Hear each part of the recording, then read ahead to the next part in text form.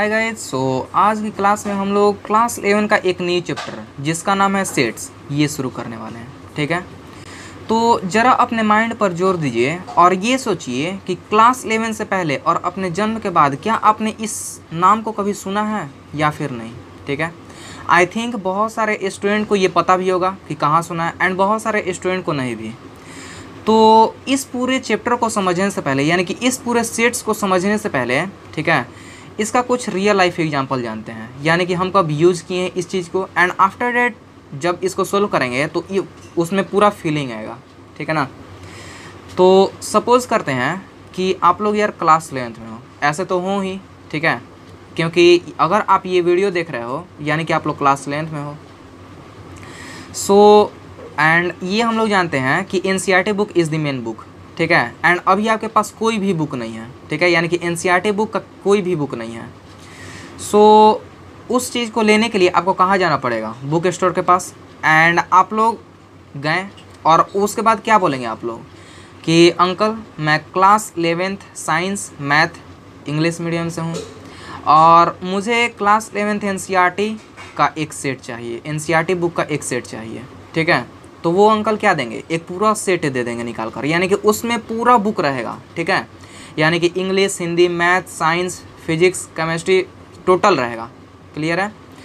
तो और हर एक बुक अपने में यूनिक रहेगा, यानी कि मैथ जो रहेगा वो केवल एक रहेगा, फिजिक्स जो रहेगा वो केवल एक रहेगा, इंग्लिश जो रहेगा वो एक रहेगा, यानी कि अपने आप में सब एक रहेगा। ठीक है, आई थिंक कॉन्सेप्ट क्लियर है। सो आप लोग पूछोगे कि आखिर भैया वो एक कैसे रहेगा? फिजिक्स तो पार्ट 1 पार्ट 2 आता है। ठीक है, मैथ पार्ट 1 पार्ट 2 आता है, तो वो तो एक नहीं हुआ, वो तो अलग अलग हुआ। ठीक है ना। तो ज़रा सोचना कि जैसे हम लोग मैथ पढ़ते हैं तो यहाँ ए नाम देते हैं, कोई चीज़ को दिखाने के लिए ए नाम दिए। ठीक है, और इसी चीज़ को अगर दूसरा तरह से दिखाना रहता है यानी कि अलग एक अलग मैथ बनाते हैं और उसमें ए डैश से दिखाते हैं, क्या ये दोनों सेम रहता है? नहीं, ये दोनों अलग अलग रहता है। ये अलग रहेगा, ये अलग रहेगा, ये पूरा एक अलग नाम ही हो जाता है। ठीक है ना। तो यहाँ से क्या कंक्लूजन, यहाँ से क्या निकला कि जो पार्ट 1 पार्ट 2 बुक है वो यार एकदम अलग अलग रहता है। ठीक है, यानी कि मैथ पार्ट 1 एक अलग बुक है, फिजिक्स पार्ट 1 एक अलग बुक है, फिजिक्स पार्ट 2 एक अलग बुक है, मैथ पार्ट 2 एक अलग बुक है, यानी कि हर एक बुक अपने आप में यूनिक। ठीक है, तो यहाँ से तो डेफिनेशन क्लियर हो रहा है कि जो बुक है वो यार ऑब्जेक्ट है। ठीक है, ये तो पता है बुक ऑब्जेक्ट है एंड पूरा एक सेट मांगे हैं, सेट मांगे हैं यानी कि कलेक्शन। ठीक है, यानी कि collection of object is called set.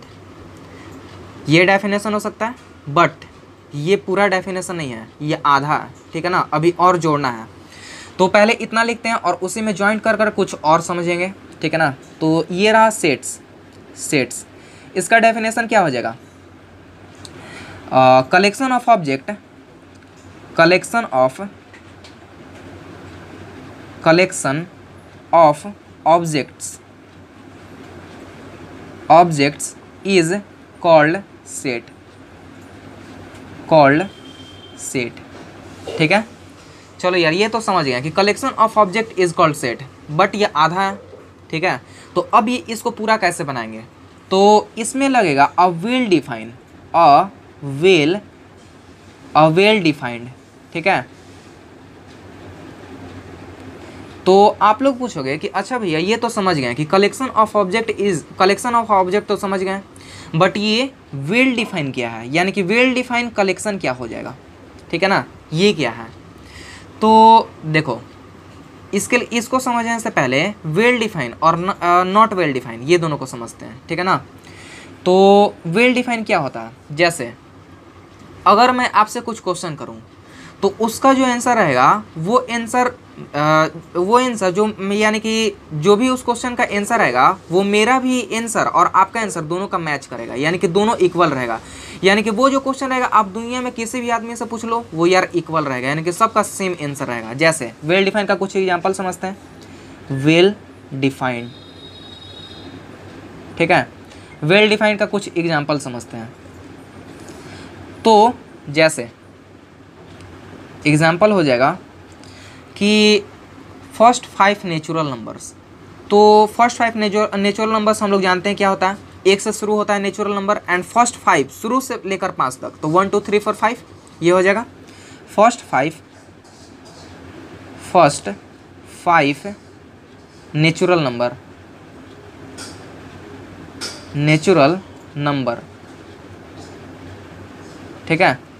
तो फर्स्ट 5 नेचुरल नंबर्स, तो इसका आंसर क्या होगा? मेरा आंसर है 1 2 3 4 5। क्या आपका आंसर अलग रहेगा? नहीं, क्योंकि ईयर हम लोग जानते हैं ये किसी से भी पूछेंगे, यानी कि दुनिया में किसी भी आदमी से पूछ देंगे वो यार यही आंसर देगा 1 2 3 4 5। अब यह जाकर बच्चा से मत पूछ देना कि अच्छा बच्चे ये बताओ कि फर्स्ट 5 नेचुरल नंबर, वो यार अभी गिनती ही सीख रहा है एंड आफ्टर आप उससे नेचुरल नंबर पूछोगे, ठीक है।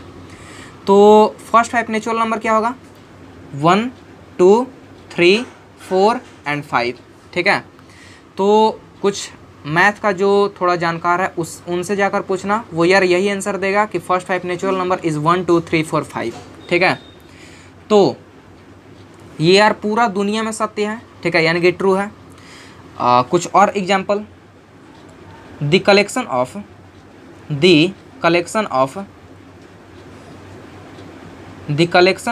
ऑल ऑड नेचुरल नंबर्स को हम लोग n से डिनोट करते हैं, यहाँ n से डिनोट कर देते हैं, ठीक है। Less than 10,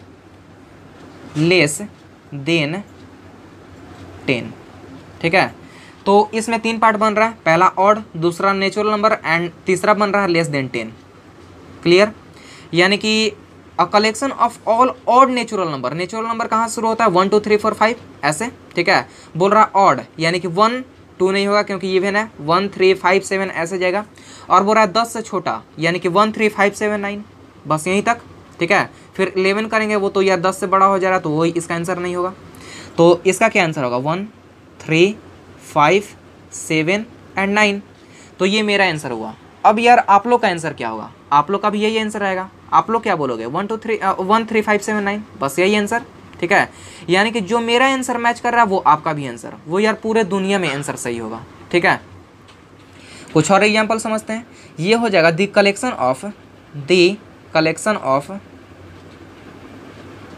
of all vowels in English alphabet, ठीक है। तो इंग्लिश अल्फ़ाबेट में जितने भी ऑल वॉवेल्स उसका कलेक्शन, तो इसका क्या आंसर होगा? आप लोग खुद से दीजिए, ठीक है। तो मेरा आंसर होगा AEIOU। आपका आंसर क्या इससे अलग हो रहा है? नहीं, क्योंकि यार ये पूरे दुनिया में सत्य है, ये हम लोग जानते हैं। ये यार किसी से भी जाकर पूछ दो वो वही आंसर देगा जो आपका आंसर होगा, ठीक है। कॉन्सेप्ट क्लियर है? तो चलो अब ये समझ गए कि वेल डिफाइंड क्या होता है, ठीक है। तो आप पूछोगे कि अच्छा भैया ये तो समझ गए कि वेल डिफाइंड क्या होता है, तो अब नॉट वेल डिफाइंड किसे कहेंगे? इसका तो एग्जाम्पल नहीं समझ में आ रहा, चलो इसको भी समझते हैं। नॉट वेल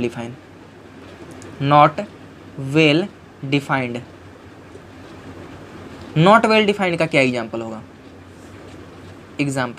ठीक है, जैसे ये वेल डिफाइंड जो था वो यार पूरा दुनिया में किसी से, अगर जो क्वेश्चन दिया गया वो यार पूरा दुनिया में किसी से भी पूछने पर आंसर सेम आता था, बट इसमें क्या होगा? आंसर सेम नहीं होगा, ठीक है। जैसे एग्जांपल इसका, the collection of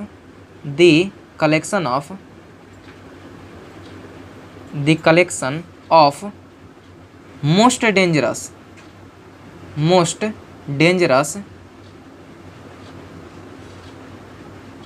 dangerous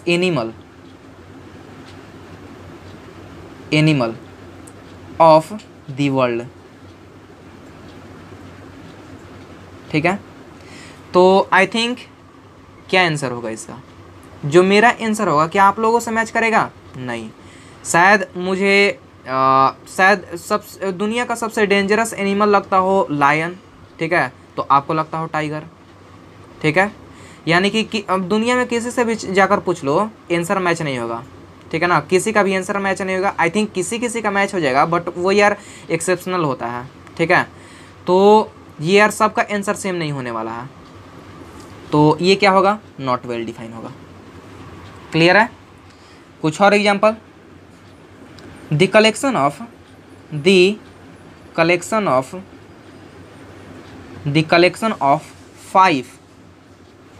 5 most talented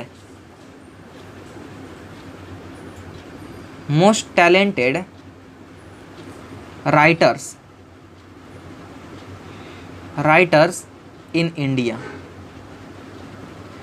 तो यहाँ आप लोग क्या समझते हो कि क्या इसमें मेरा जो आंसर रहेगा वो यार आपसे मैच कर जाएगा? कभी नहीं, क्योंकि यार ये कौन जानता है कि मेरा जो आंसर है वो यार आपका सेम वही राइटर टैलेंटेड है। ठीक है, जैसे मुझे यार मैथमेटिक्स पसंद है तो ज़्यादातर मुझे राइटर मैथमेटिक्स से पसंद है, शायद आपको फिजिक्स या फिर कोई और, ठीक है, कोई नॉवल का पसंद हो टैलेंटेड राइटर। तो यानी कि आपका आंसर, मेरा आंसर या फिर किसी भी दुनिया का आंसर, ठीक है, वो मैच नहीं करने वाला। सो ये भी नॉट वेल डिफाइन हुआ। तो यहाँ क्या हुआ, सेट का क्या डेफिनेशन हुआ?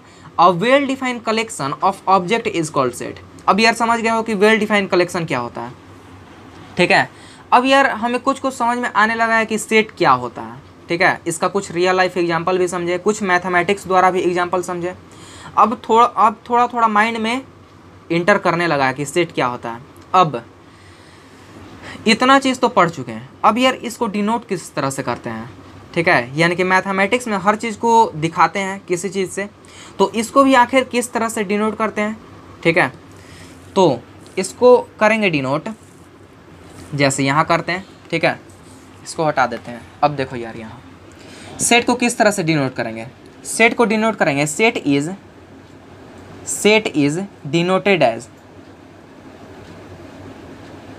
डिनोटेड एज, किस तरह डिनोट करेंगे? As capital alphabet.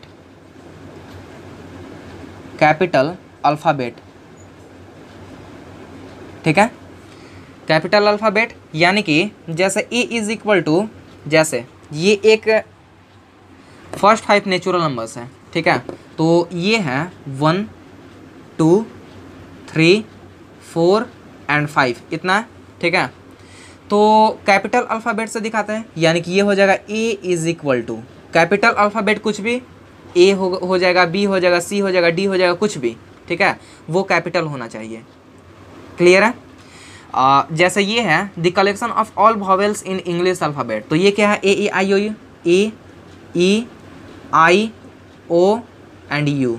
ठीक है, तो इसको किस तरह से? कैपिटल भी से दिखाते हैं। ठीक है, और इस चीज़, ये जितना भी लिखा हुआ है इन सब के बीच में सेपरेट करने के लिए कॉमा लगाते हैं। ठीक है, और अब इसका सिर्फ एक लास्ट है जो कि ये ब्रैकेट देते हैं, जिसको कहते हैं कर्ली ब्रैकेट। ठीक है, या फिर ब्रेसेस भी बोल सकते हैं सिंपल में। तो इसको ऐसे घेरना ज़रूरी रहता है सेट में। ठीक है, यानी कि ये दिख रहा है कि ये एक सेट है। जैसे आप एक बुक लेने गए थे, वो यार उसको बांध कर अच्छा से, उस पूरे एक सेट को अच्छे से बांध कर दे दिए थे। ठीक है, तो इसको भी तो बांध कर रखेंगे कि ये एक सेट है, दिखाई दे रहा है। कॉन्सेप्ट क्लियर है? तो a set is denoted as capital alphabet and ये हो जाएगा जो इसके अंदर का एलिमेंट है, यानी कि ये तो कैपिटल अल्फ़ाबेट है। ठीक है, और यहाँ जो देख रहे हैं ये हो जाएगा स्मॉल अल्फ़ाबेट, यानी कि इसके जो एलिमेंट रहेंगे वो स्मॉल अल्फ़ाबेट से डिनोट करेंगे। And it's elements is denoted as small alphabet। ठीक है, यानी कि अब ये समझ में आ गया, कॉन्सेप्ट क्लियर है। कुछ और एग्जांपल, जैसे c इज इक्वल टू हो जाएगा -1 -2 -3 -4। ठीक है, या फिर ऐसे देते हैं, या ओके ये भी ठीक है, कोई दिक्कत नहीं है। -1 -2 -3 एंड -4, ये एक सेट हुआ। ठीक है, अब यहाँ तक तो कॉन्सेप्ट क्लियर है, कोई दिक्कत नहीं।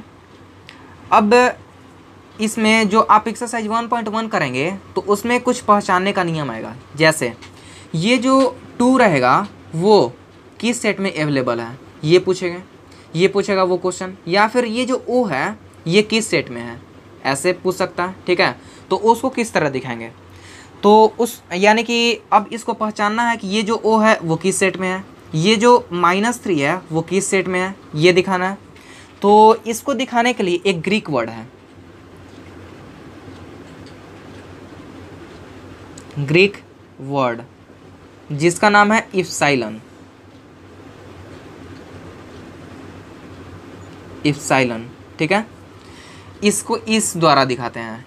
इप्साइलन किस तरह दिखता है, ये ऐसे सी बनेगा एंड आफ्टर एट बीच में ऐसे, ठीक है, यहाँ ऐसे सी बनाना है एंड बीच में ऐसे कर देना, ये हुआ, ठीक है, यानी कि ई की तरह दिखता हुआ, जिसको हम लोग बोलते हैं बिलोंग्स टू, बिलोंग्स टू, ठीक है, इसको इस तरह बोलते हैं बिलोंग्स टू। जैसे कुछ एग्जाम्पल हो जाएगा, इस पर भी कुछ एग्जाम्पल देते हैं। जैसे ये जो है टू जो है वो ए में अवेलेबल है, यानी कि टू जो है वो ए में अवेलेबल है, ठीक है, तो इसको किस तरह दिखाएंगे, ए सेट में है, ये बिलोंग्स टू का साइन लग गया, यानी कि टू बिलोंग्स टू ए, ठीक है, इसको बोलेंगे किस तरह, टू इज बिलोंग्स टू ए, इस तरह बोलेंगे, ठीक है। अब अगर आपसे पूछें कि ई जो है वो किस सेट में है, ई किस सेट में है, ठीक है, यानी कि बी में है, सेट है, ये बिलोंग्स टू कर रहा है या नॉट बिलोंग्स टू, ऐसे हो जाएगा बिलोंग्स टू, क्योंकि ई इसमें है, ए बी में है, ठीक है। हम आपसे पूछें कि -4 जो है वो सी में बिलोंग कर रहा है कि नहीं, तो आप बोले कर रहा, ये हुआ बिलोंग्स टू का, ठीक है। अब कुछ ऐसे भी क्वेश्चन रहेंगे, जैसे 5 जो है, 5 जो है वो बी में ऐसे लिखा हुआ रहेगा और ऐसे दिया हुआ रहेगा। कुछ क्वेश्चन करते हैं, ठीक है, सिंपल क्वेश्चन कुछ कर लेते हैं and after that I think उसके बाद क्लियर हो जाएगा क्वेश्चन, ठीक है। जैसे ये हुआ यू, यहाँ बिलोंग्स टू या नॉट बिलोंग्स टू होगा, ठीक है, नॉट बिलोंग्स टू आपको समझा रहे हैं, सी या फिर इसको बी करते हैं, ठीक है। फिर -4 जो है वो सी, 5 जो है ए एंड ई जो है वो सी, ठीक है। अब आपको ये दिखाना है कि ये बिलोंग करता है या फिर नहीं, तो कैसे करेंगे, ये बोल रहा है यू जो है वो बी में अवेलेबल है, यानी कि बिलोंग कर रहा है कि नहीं, यू बी में दिख रहा है, यानी कि बिलोंग्स टू, ये क्या हो जाएगा, ऐसे साइन लग जाएगा, U is belongs to B, ठीक है।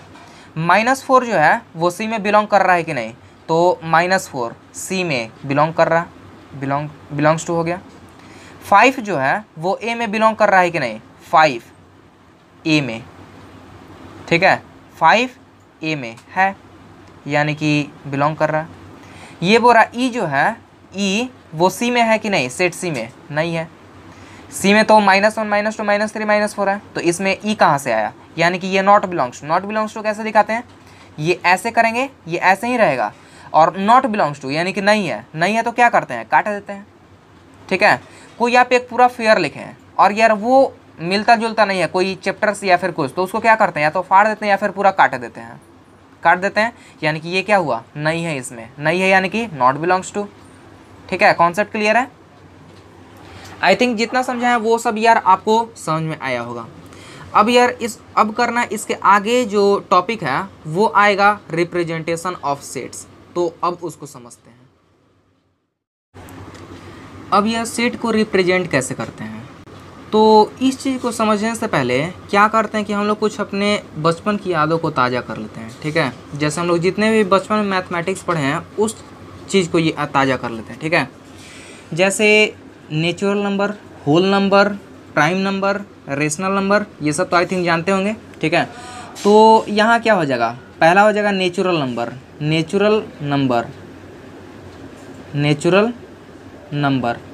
तो नेचुरल नंबर में क्या हो जाएगा, जानते हैं हम लोग, 1 से शुरू होता है और इसके आगे पूरा इनफाइनाइट तक, 1 2 3 4 5 and dot dot dot infinite, ठीक है ना, जिसको हम लोग रिप्रेजेंट करते हैं n से, इस चीज़ को हम लोग करते हैं n से रिप्रेजेंट दिखाते हैं, ठीक है।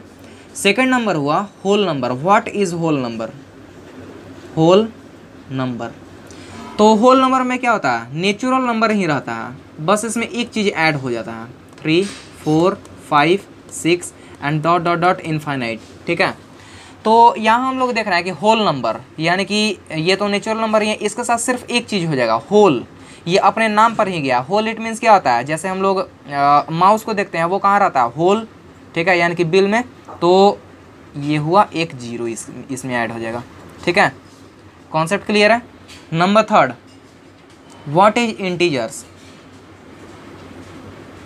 इंटीजर्स, ठीक है, आई थिंक ये आपको पता होगा कि इंटीजर क्या होता है। ठीक है, तो इसमें हम लोग क्या करेंगे, इंटीजर जितने भी आप लोग ये देखते हैं नंबर लाइन, उस पर 0 +1 -1 +2 -2 +3 -3 ये सब यार इंटीजर हैं। ठीक है, जैसे ये तो हुआ 0 यानी कि पूरा होल नंबर और प्लस पूरा नेचुरल नंबर और इसके साथ 0 ऐड करके पूरा नेचुरल नंबर का निगेटिव, ये पूरा इंटीजर होगा। कहने का मतलब कि 1 2 3 एंड डॉट डॉट डॉट, इधर तो इनफाइनाइट जाएगा एंड इधर हो जाएगा -1 -2 -3 and dot dot dot minus infinite, ये हुआ। ठीक है, आई थिंक इसमें कोई दिक्कत नहीं होगा। इसमें एक होता है कि अगर आपसे पूछा कि इसको किस तरह रिप्रेजेंट, इसको रिप्रेजेंट करते हैं W से एंड इसको रिप्रेजेंट करते हैं I या फिर Z से, ये तो पता होगा। ठीक है, तो ये हुआ इंटीजर। अब इसमें आपसे पूछ सकता है कि पॉजिटिव इंटीजर क्या होता है, निगेटिव इंटीजर क्या होता है। तो पॉजिटिव इंटीजर कौन सा हुआ, यहाँ से ये हुआ पॉजिटिव इंटीजर। ठीक है, एंड यहाँ से इधर जो आएगा वो हो जाएगा निगेटिव इंटीजर। ठीक है, कोई दिक्कत नहीं। अब नंबर फोर्थ समझते हैं कि रेशनल नंबर क्या होता है। रेशनल नंबर ये सब आप लोग पहले सब पढ़ चुके हैं, क्लास 6 7 8 9 10 सब यार, ये पहले की सिर्फ यादों को हम ताज़ा कर रहे हैं। तो रेशनल नंबर्स, तो रेशनल नंबर क्या होता है, जिसे हम P/Q के रूप में लिख सकते हैं, सिंपल, जहाँ Q is not equal to 0। ये सब तो यार बच्चा का एकदम है खेल। ठीक है, जैसे एग्जाम्पल हुआ P/Q के कैसे लिख सकते हैं, 1/2, ये P हुआ एंड ये Q हुआ, ये 2/2 है कि नहीं है, ये P हुआ और ये Q, कैंसिल कर देंगे 1, ये भी एक P/Q के रूप में आ जाएगा, 1/1 लिख सकते हैं। ठीक है, किस तरह रेशनल नंबर को रिप्रेजेंट करते हैं, Q से। ठीक है, नंबर 5, इरेशनल नंबर क्या होता है, इरेशनल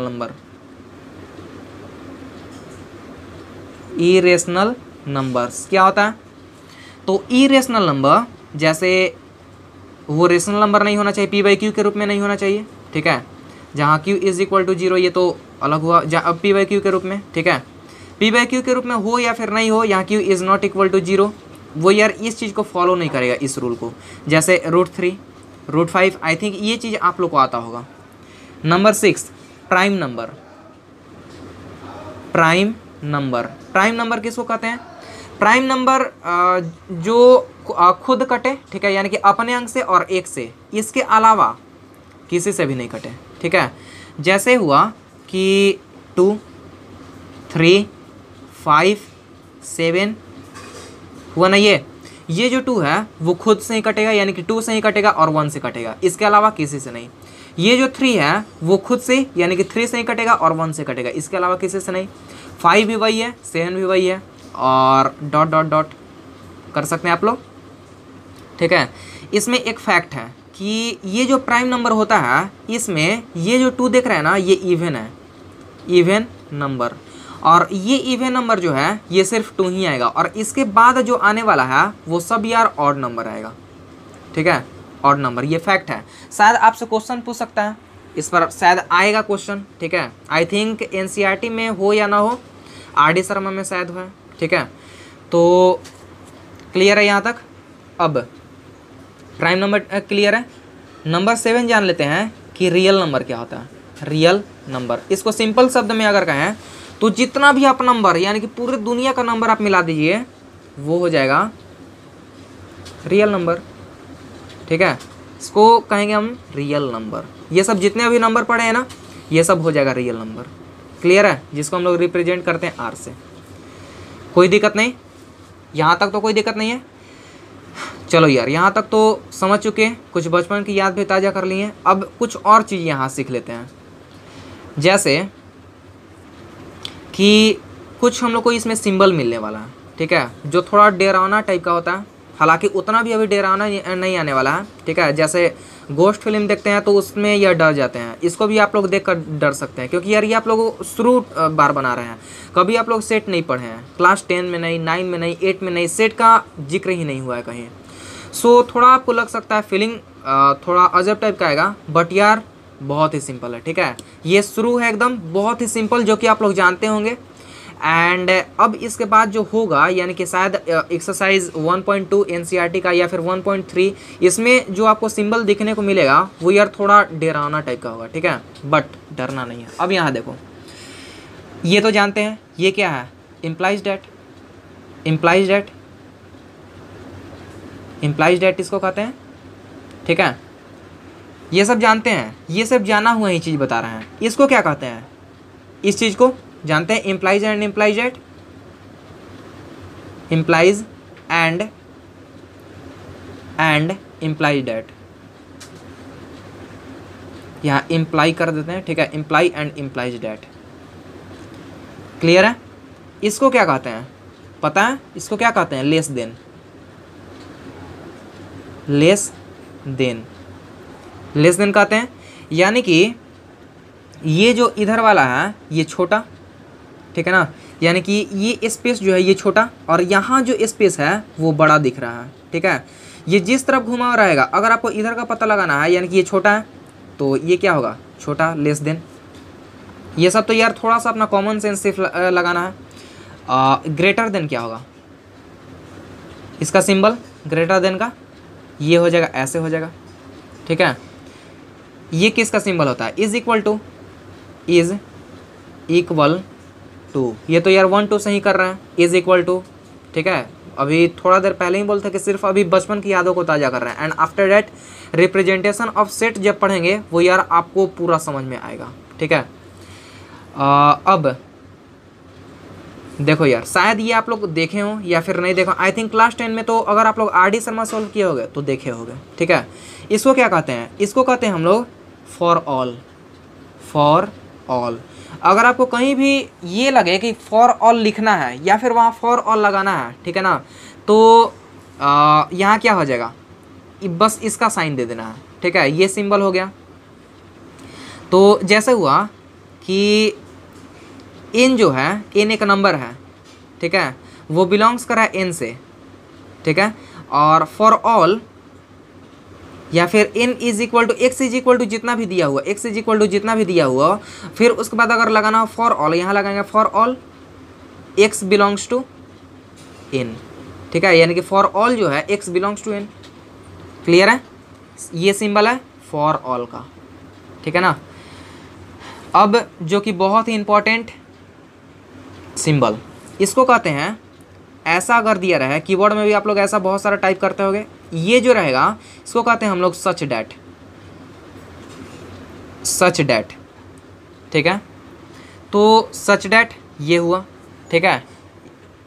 अब ये बहुत यार यूज़ होने वाला है, ठीक है। यानी कि जब हम लोग इसके एक्सरसाइज 1.1 सोल्व करेंगे या फिर इसके आगे रिप्रेजेंटेशन ऑफ सेट्स समझने वाले हैं तो बहुत यूज होने वाला है, ठीक है। तो ये हुआ। एंड अगर आपको और कहीं लिखना रहे और, तो सिंपल सिर्फ ऐसे का साइन दे देना है। अगर आपको एंड लिखना रहा है कहीं भी, अगर एंड तो इतना ये 3 वर्ड का हो जा रहा है, AND लिखना है, ठीक है, तो सिर्फ ऐसे बस साइन दे देना, हो जाएगा एंड का साइन। सब यार बहुत सिंपल है, ठीक है। चलो यार, अब बचपन का याद ताज़ा हुआ जो हम लोग मैथमेटिक्स में पढ़े थे। अब यार समझते हैं रिप्रेजेंटेशन ऑफ सेट। तो इस चीज़ को समझने से पहले कुछ क्वेश्चंस यहाँ लिख लेते हैं, ठीक है, क्योंकि यार वो रिप्रेजेंटेशन ऑफ सेट में काम आएगा। और वो क्वेश्चन जस्ट अभी किए हैं, ठीक है, जो कि इरेज हो चुका है। सो फिर से लिखना पड़ेगा, इसको पहले लिख लेते हैं। तो जो अभी तुरंत ही पढ़े थे, ठीक है, क्वेश्चन हो जाएगा द कलेक्शन ऑफ द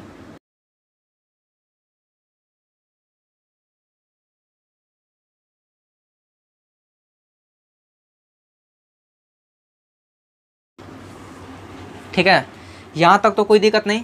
ये सब यार क्वेश्चन है। The collection of first 5 natural number 1 2 3 4 5। The collection of all vowels in English alphabet A I O, सब कोई जानता है, किसी भी दुनिया से जाकर आप लोग पूछ लीजिए वो क्या होगा, ए आई ओ ही बताएगा।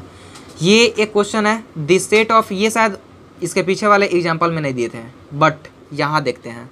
The set of all letters in the word mathematics, ठीक है, इसको भी समझेंगे क्या होता है। तो इतना तो क्वेश्चन हुआ। अब यार समझते हैं रिप्रेजेंटेशन ऑफ सेट, और इसी बीच आपको ये सब जो क्वेश्चन देख रहे हो ना आप लोग, तो इसका सॉल्यूशन आप लोग को मिलेगा कैसे। रिप्रेजेंटेशन ऑफ ए सेट, यानी कि सेट को हम लोग रिप्रेजेंट करेंगे। अब ये सब सेट है, ठीक है, इतना सब सेट दिया गया है। ये क्या है, the collection of first 5 natural number, set है। क्योंकि सेट हम लोग कैसे पहचानेंगे, पता है, वेल डिफाइन या फिर नॉट वेल डिफाइन से। वेल डिफाइन है, सेट है। ये किसी भी दुनिया से जाकर ये सब पूछ लो, वेल डिफाइन, ठीक है। तो रिप्रेजेंटेशन ऑफ सेट, इसको हम लोग दो तरह से रिप्रेजेंट करते हैं, ठीक है। ये हुआ रिप्रेजेंटेशन ऑफ सेट। तो इस जो रिप्रेजेंट करते हैं हम लोग सेट को, वो दो तरह से रिप्रेजेंट करते हैं, ठीक है। पहला होता है टेबुलर फॉर्म, ठीक है, एंड दूसरा होता है सेट बिल्डर फॉर्म। तो कहीं कहीं आपको दिखेगा कि रोस्टर फॉर्म लिखा हुआ, वो टेबुलर फॉर्म को ही कहते हैं, ठीक है। तो इसमें कोई इतना नहीं कंफ्यूज होना है कि रोस्टर फॉर्म क्या है, टेबुलर फॉर्म क्या है, दोनों एक ही हैं, टेबुलर फॉर्म कहो या फिर रोस्टर फॉर्म। वही सेट बिल्डर फॉर्म जो है उसको कहीं कहीं लिखा रहता है रोलर फॉर्म या फिर रोल फॉर्म, ठीक है। तो ये दूसरा नाम है। अब समझते हैं कि ये दोनों क्या होता है। पहले यहाँ लिख लेते हैं, एनी सेट कैन बी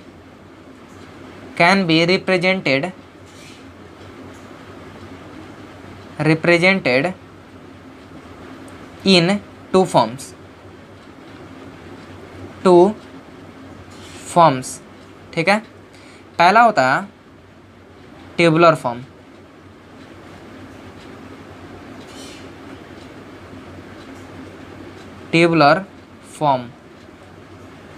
ठीक है, एंड दूसरा होता है, यहाँ लिखते हैं, दूसरा होता है set builder form, set builder form, ठीक है, जिसको कहीं कहीं ये लिखा रहता है रोस्टर फॉर्म, ठीक है, एंड ये कहीं कहीं लिखा रहता है कि रूल फॉर्म, ठीक है। तो अब ये ट्यूबुलर फॉर्म क्या होता है एंड रोस्टर फॉर्म क्या होता है, जो ये इतना लिखे हैं ना, ये वाला एग्जांपल सब इस पर हम लोग ट्राई करेंगे, ठीक है। इस चीज़ को हम लोग ट्यूबुलर फॉर्म बनाएंगे, इस चीज़ को हम लोग रोस्टर फॉर्म बनाएंगे, यानी कि सॉरी सेट बिल्डर फॉर्म बनाएंगे, ठीक है। तो क्वेश्चन नंबर 1, पहला क्वेश्चन है कि the collection of first 5 natural number, ये करा 1 2 3 4 5। इसको अगर टेबुलर फॉर्म में बनाना है तो क्या करेंगे, पहले तो 1 2 3 4 5 सब चीज़ को कोमा से सेपरेट, एंड आफ्टर डैट ये हुआ करली ब्रैकेट, ठीक है, यानी कि जिसको हम लोग ब्रेसेस भी बोल सकते हैं। तो ये तो हुआ, इसको हम लोग कैपिटल ए या फिर कैपिटल बी से दिखाते हैं, या फिर किसी भी कैपिटल अल्फ़ाबेट से दिखाते हैं, ठीक है, यानी कि कैपिटल अल्फ़ाबेट रहना चाहिए।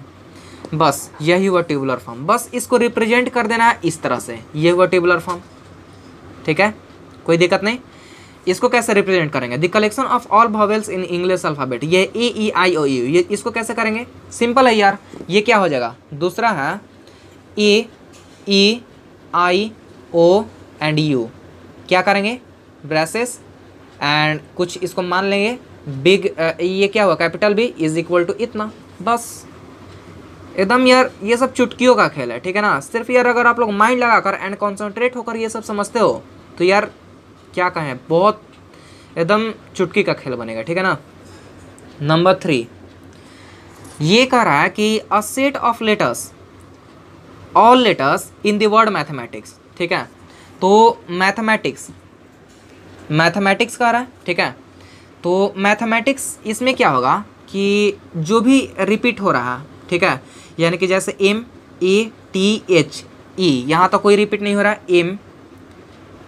एम कॉमा सेपरेट करते हैं ए टी एच ई, ठीक है।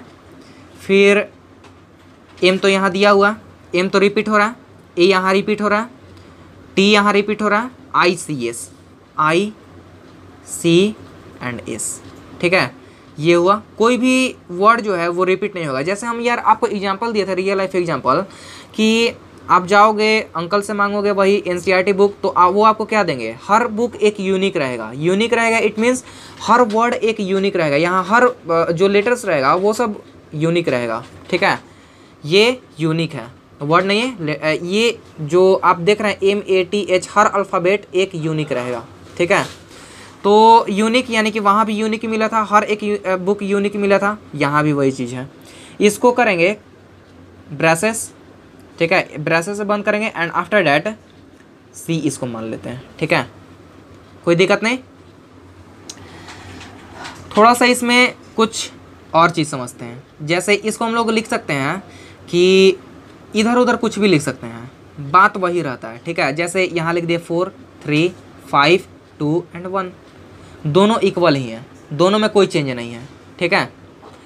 अगर आपको दिखे कि एक सेट में ढेर सारा लिखा हुआ है, ठीक है, जैसे APPLE ऐसा लिखा हुआ रहेगा, तो जो डबल वर्ड रहेगा वो यार एक बन जाता है। जैसे मैथमेटिक्स जो था उसमें जो डबल आ रहा था या फिर ट्रिपल आ रहा था वो यार सब एक बन गया, इसमें सब यूनिक रहेगा, ठीक है, समझ में आ रहा है। तो अब इसी चीज़ को, ये जितना किए हैं, ये तो क्वेश्चन था, क्वेश्चन को हम इस तरह लिखें। अब इसी चीज़ को हम लोग सेट बिल्डर फॉर्म या फिर रूल फॉर्म में हम लोग कन्वर्ट करेंगे, ठीक है। तो इसको अब हम लोग करते हैं, यही क्वेश्चन को अब यहाँ सेट बिल्डर फॉर्म में करने वाले हैं, ठीक है। अब यार जब देखना है, अब इसके आगे जो हम लोग कर रहे हैं वो यार कॉन्सेंट्रेट होकर देखेगा, ठीक है ना, इधर उधर कोई भी चीज़ माइंड भटकाना नहीं है। सो नंबर वन कह रहा है कि A इज इक्वल टू इतना दिया है, इज इक्वल टू इसको ऐसे भी लिख सकते हैं, ये तो हम आपको समझाने के लिखे हैं, इतना लिखा हुआ, ठीक है। तो पहले तो A इज इक्वल टू लिखेंगे, ठीक है, ब्रैकेट में बंद रहता है, ब्रेसेस में, ठीक है, करली ब्रैकेट में। तो इसको पहले इस तरह दिखाएंगे, ब्रैकेट बनाने आता है ना, देखिए कैसे ये होता। तो ये हो जाएगा, ऐसे देना एंड उसके बाद इसको ऐसे कर देना, बस थोड़ा सा प्रैक्टिस करने पर ये चीज़ आ जाता है। ऐसे करना एंड आफ्टर डेट ऐसे करना है, कुछ प्रैक्टिस करने पर ये आपको बनाने आ जाएगा, ठीक है। आई थिंक कोई दिक्कत नहीं है, बस ऐसे एंड ऐसे, ये सिर्फ एक प्रैक्टिस का ही नतीजा है, ये इतना अच्छा बन पाता है। बहुत से लोग जैसे बहुत से यहाँ लोग बनाते हैं ये चीज़, तो यार हम देखते हैं कि वो नहीं कर पाते हैं क्योंकि यार उनका प्रैक्टिस नहीं रहता, सो डैट, ठीक है। बट यार ये मैथ में इतना यार यूज़ होता है, क्लास 9-10 से ही हम लोग इसको बनाते आ रहे हैं, ठीक है। खासकर मैं हर बुक यार मैं बनाता हूँ या फिर बनाया हूँ, सो डैट यार प्रैक्टिस हो गया है, ठीक है, इसलिए ये इतना अच्छा बन पाता है। आप लोग भी यार अगर प्रैक्टिस करोगे तो सिर्फ ऐसे करना है, फिर ऐसे करना है, ऐसे करना है, ऐसे करना है, बस यही तो हुआ, ठीक है। तो अब यहाँ क्या था, क्वेश्चन में था the collection of first 5 natural number, ये था ना, यानी कि यहाँ लिखना है एक्स सच डैट, ठीक है, फर्स्ट 5 नेचुरल नंबर ये सब जितना है इसको एक्स से करते हैं, ठीक है ना, denote x such that x such that x is first 5 natural number, x is first 5 natural numbers, ठीक है। इसको फिर क्लोज कर देंगे, क्लियर है, बस यही लिखना यार, सबका मीनिंग एक हो रहा है, ये एक है, ये भी एक है। अब हमसे पूछोगे कि आखिर भैया ये क्यों दिए, एक्स सच डैट क्यों दिए, आप तो डायरेक्ट ये भी लिख सकते थे कि x is first 5 natural number. ये हम इसलिए लिखे हैं क्योंकि x such that it means क्या होता है, इस तरह है कि, या फिर ऐसा है कि एक्स, ये जो एक्स है, ठीक है, ये जो एक्स है वो ये ऐसा है, यानी कि इस तरह है कि एक्स इस तरह है कि x is first 5 natural number, x इस तरह है, इतना का मतलब क्या हुआ, एक्स इस तरह है या फिर एक्स ऐसा है कि, अब इसके आगे क्या होगा, जो क्वेश्चन में बोल रहा है सिंपल उसी चीज़ को लिख देना, ठीक है। Number second, B is equal to AEIOU, ठीक है, हालांकि ये क्वेश्चन दिए हैं बट जो आप जब हम लोग एक्सरसाइज सॉल्व करेंगे तो वो सिर्फ इतना ही दिया रहेगा, एंड आफ्टर इसको आपको कन्वर्ट करना रहेगा सेट बिल्डर फॉर्म में। कहीं आपको क्वेश्चन देगा सेट बिल्डर फॉर्म में, उसको आपको कन्वर्ट करना रहेगा टेबुलर फॉर्म में या फिर रोस्टर फॉर्म में, ठीक है। तो उसमें थोड़ा सा आपको माइंड सिर्फ घोड़े की तरह दौड़ाना है, आफ्टर डैट सब यार सॉल्व हो जाएगा, ठीक है। तो नंबर सेकंड कह रहा है कि B is equal to AEIOU, ये कह रहा है the collection of all vowels in English alphabet. तो ये क्या हो जाएगा, B is equal to X इस तरह है, ठीक है, कि X is all vowels in English alphabet, ठीक है। नंबर थर्ड ये कह रहा है कि ये मैथमेटिक्स, तो सिंपल यही वाला चीज़ लिख देना, ये वाला चीज़ लिख देना बस। तो ये हो जाएगा C is equal to X such that, इसको सच डैट कहते हैं, X is all letters of, ठीक है, X इज दी लिख देते हैं, X is the all letters of, या फिर X इज लिखते हैं, X is all letters of the word English, word क्या है ये, वर्ड मैथमेटिक्स,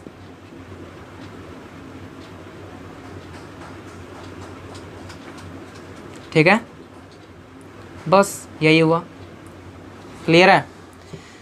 चलो यार, अब तो ये हम लोग समझ गए, बहुत चीज़ समझ गए हैं, ठीक है, रिप्रेजेंट कैसे करते हैं। अब यार हम आपको कुछ क्वेश्चन देते हैं, जैसे अगर दिया हुआ रहा है नंबर 4, यहाँ नहीं लिखा हुआ है क्वेश्चन, ठीक है। क्वेश्चन आपको जब एक्सरसाइज 1.1 करोगे तो वहाँ कैसा क्वेश्चन रहेगा, सिंपली आपको टेबुलर फॉर्म रहेगा और बोलेगा कि इसको कन्वर्ट कीजिए सेट बिल्डर फॉर्म में, तो वो आपको खुद का माइंड लगाना है एंड आफ्टर कन्वर्ट करना है, ठीक है। दिया रहेगा सेट बिल्डर फॉर्म में, वो आपको कन्वर्ट करना है टेबुलर फॉर्म या फिर रोस्टर फॉर्म में, तो वो कैसे करना है, खुद का माइंड लगाकर, क्लियर है।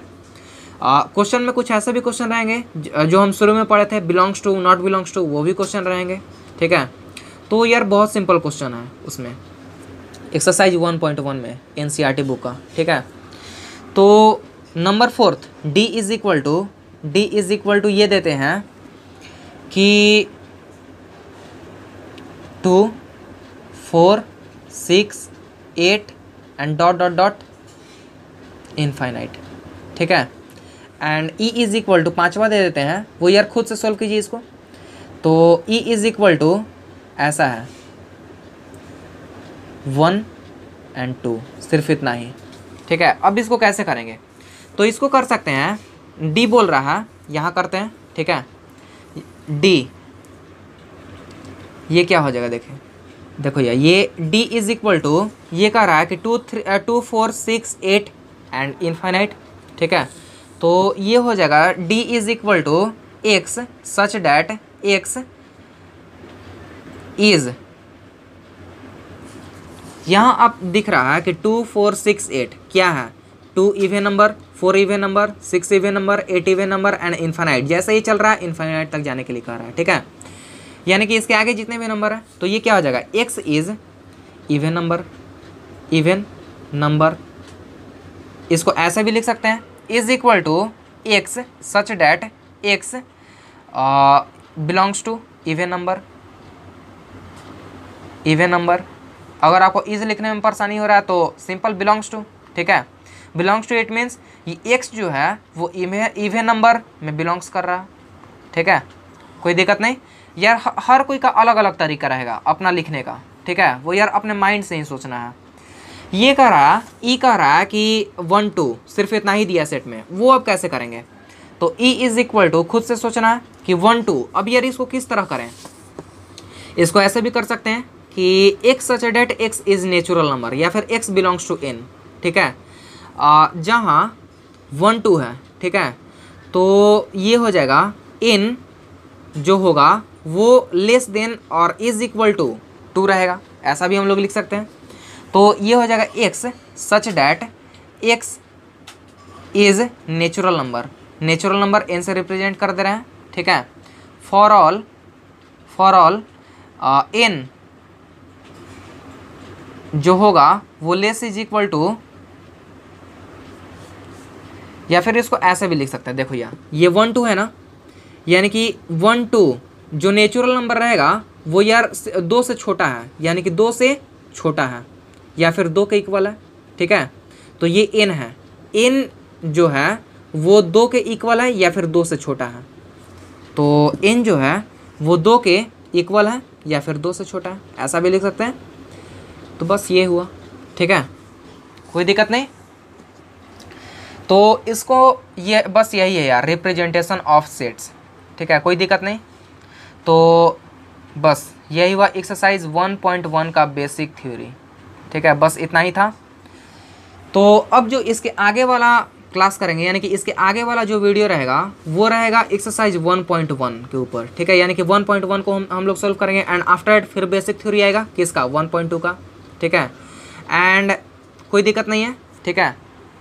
सेट्स पहले हम लोग पढ़ें, सेट्स के बाद समझें कि उसका डेफिनेशन समझने के बाद क्या हम लोग समझें कि वेल डिफाइन क्या होता है एंड नॉट वेल डिफाइन। इसको समझने के पास कुछ हम लोग अपने बचपन की यादों को ताज़ा किए and after that representation of set किए। बस इतना ही में आपका 1.1 पूरा क्लियर।